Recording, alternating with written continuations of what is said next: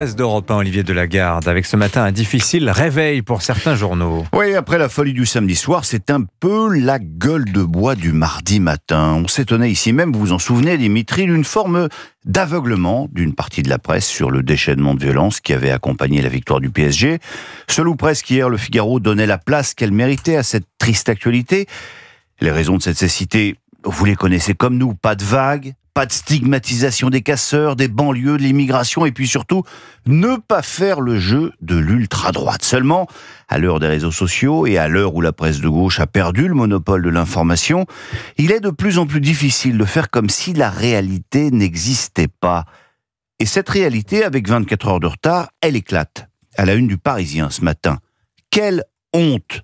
titre le journal au-dessus d'une photo d'une avenue proche de l'Étoile dévastée par les casseurs. Commerce pillé, voitures brûlées, heures avec la police, l'album souvenir du premier titre européen du PSG recèle quelques images déplorables, écrit le journal avec un sens aigu de la litote. En fait, ce que n'avait pas voulu voir toute une partie de la presse française hier, nos collègues européens, eux, l'avaient vu, reconnaît encore le Parisien.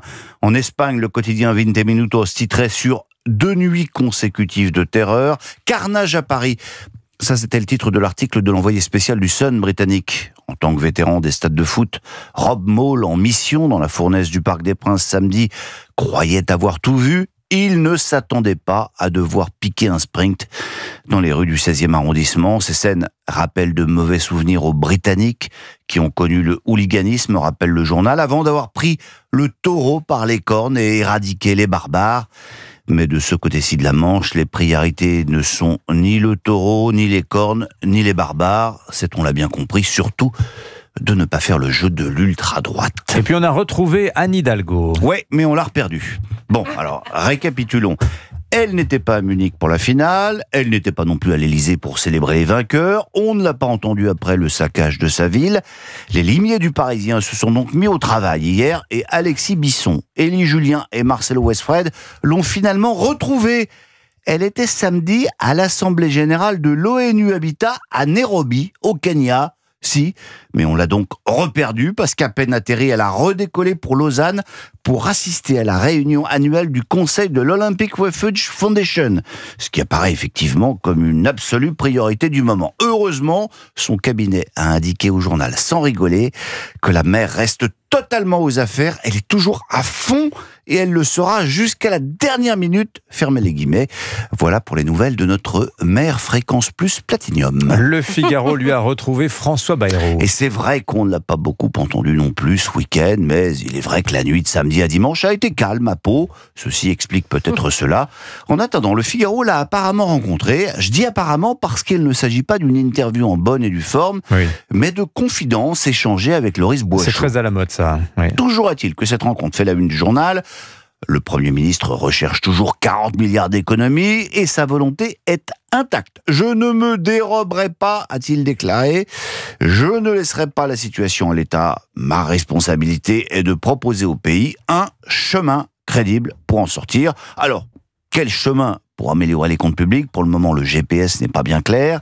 Parmi les pistes de réflexion, la TVA sociale, mais aussi une année blanche, c'est-à-dire le gel total des dépenses publiques indexées sur l'inflation, ou encore un grand coup de rabot sur les niches fiscales. On saura tout à la mi-juillet, nous promet le Premier ministre, date du départ des députés et des Français en vacances, ce qui est une méthode comme une autre pour éviter la censure et la contestation sociale. Quoi d'autre dans les journaux ce matin, Olivier? Eh bien d'abord une intéressante enquête sur les catholiques dans la société. Vous lirez ça dans le Figaro et dans La Croix, enquête diligentée par un nouveau think tank, l'Observatoire français du catholicisme. Le sondage confirme le phénomène de sécularisation à l'œuvre depuis plusieurs années.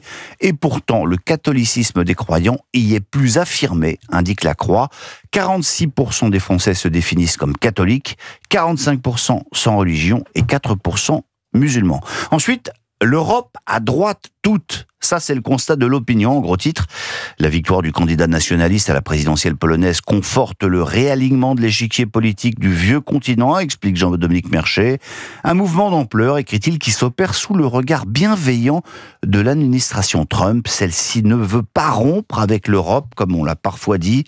Elle aspire au contraire à ce que ses amis idéologiquement proches y accèdent au pouvoir pour reconstituer un bloc occidental identitaire débarrassé d'un wokisme bienveillant bienveillant aux migrants, LGBT et écologistes. Enfin, c'est dans ce contexte qu'Emmanuel Macron se rend à Rome aujourd'hui, une rencontre qui s'annonce un peu tendue, signale le correspondant de l'Opinion en Italie.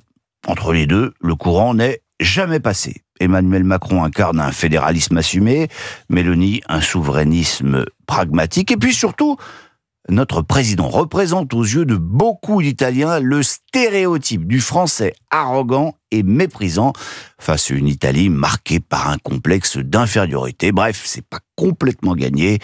Espérons qu'Emmanuel Macron ait la courtoisie de ne pas parler de football et de ce 5-0 infligé aux Milanais, même si Mélanie est romaine.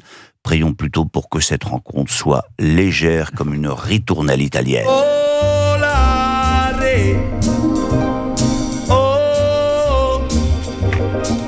La revue de presse d'Europe 1 signée Olivier Delagarde. Merci beaucoup Olivier.